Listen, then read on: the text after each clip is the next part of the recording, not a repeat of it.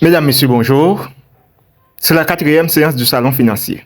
Présentation Emmanuel Derial. Dans la 3e séance, nous avons parlé de la société en commandite et de la société en participation. Nous avons dit que la société en commandite comprend 2 catégories d'associés. L'une commandité et l'autre commanditaire.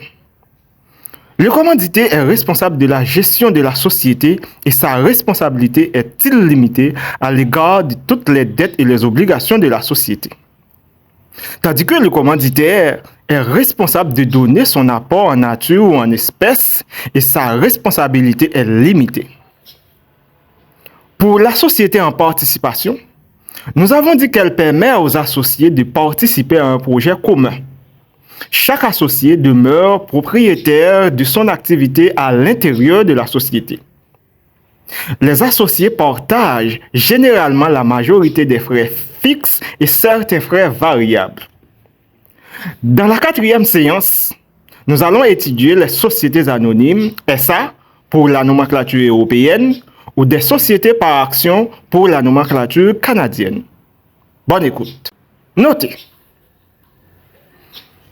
Les sociétés anonymes ont été créées en France en 1807 par le Code de commerce qui a autorisé les sociétés de capitaux. Elles peuvent se définir comme un type de société commerciale qui réalise des activités industrielles ou commerciales sous un nom choisi par ses fondateurs qui l'ont fait accepter par ses premiers actionnaires des statuts qui font l'objet d'une publicité légale et notamment d'une inscription au registre du commerce et des sociétés. Le capital de ces sociétés est fonction des besoins liés à l'importance de leur activité économique. Les apports de ces actionnaires peuvent être constitués de capitaux ou d'apports en nature, le plus souvent des deux à la fois. Cette catégorie de sociétés dispose de la personnalité morale. Son capital est divisé en actions.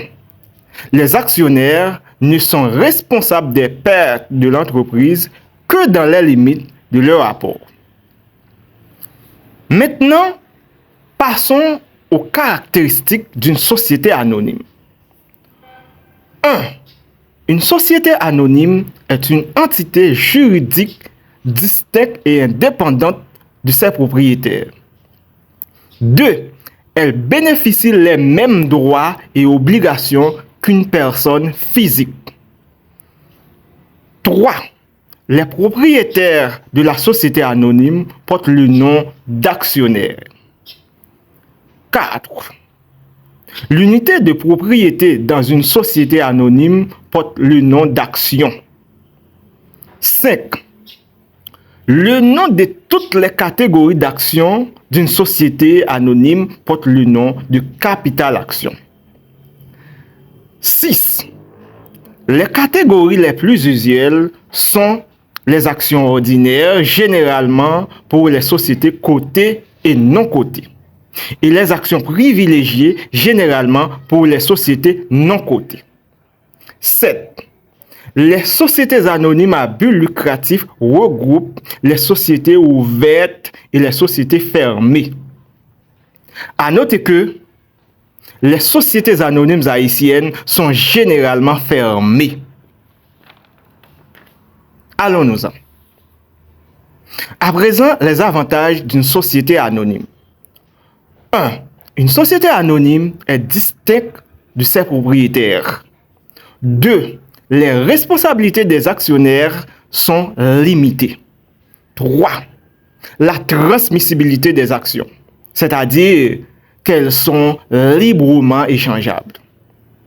4. La durée de vie d'une société anonyme est généralement illimitée. 5. L'accès plus facile aux capitaux ou mobilisation de fonds, etc. Maintenant, les inconvénients d'une société anonyme. 1. Le contrôle et la supervision de l'État. 2. La double imposition de la société. L'une pour la société et l'autre pour chaque actionnaire. 3. La gestion par l'intermédiaire d'autres personnes. Car, dans notre adage, on dit que l'œil du maître engraisse l'animal. Maintenant, propriété et contrôle d'une société anonyme. Contrairement aux entreprises individuelles dirigées par leurs propriétaires, la propriété et le contrôle des sociétés anonymes sont plus distincts. Les actionnaires, qui sont les propriétaires de la société, sont en effet trop nombreux et trop dispersés pour espérer la diriger et la contrôler efficacement. Ils ont alors élu en assemblée générale des personnes qui les représentent au conseil d'administration, Board of Directors. Ces derniers, qualifiés d'administrateurs, Board of Members, sont au minimum de 3 et au maximum 18. Ils peuvent être ou non actionnaires de la société, mais ils ont la responsabilité de la contrôler pour le compte de tous les actionnaires. Le conseil d'administration choisit le directeur général de la société, Chief Executive Officer ou CEO, à qui il délègue la plupart des décisions de la gestion quotidienne de l'entreprise. En France, il est fréquent que le directeur général soit également le président du conseil d'administration, Chairman of Board. Il a alors le titre du président directeur général, PDG. Maintenant, terminologie. Action ordinaire. Action accordant généralement à son titulaire le droit de vote ainsi que celui de participer sans restriction aux bénéfices de la société. Action privilégiée. Action accordant à son porteur des droits particuliers, mais pouvant comporter certaines restrictions, notamment quant au droit de vote. Capital action. Montant des apports faits par les actionnaires d'une société et représenté par les actions que celle-ci émise. Financement par capitaux propres, fait pour l'entreprise de se procurer des capitaux en émettant des actions. En somme, une société anonyme est une personne morale qui a les mêmes droits et obligations qu'une personne physique. Ses propriétaires portent le nom d'actionnaire par l'acquisition d'au moins d'une action.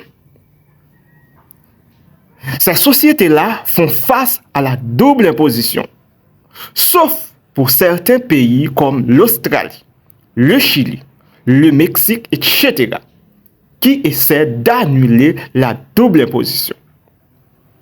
Cette dernière s'applique sur les bénéfices nets de la société ainsi que sur les dividendes versés aux actionnaires.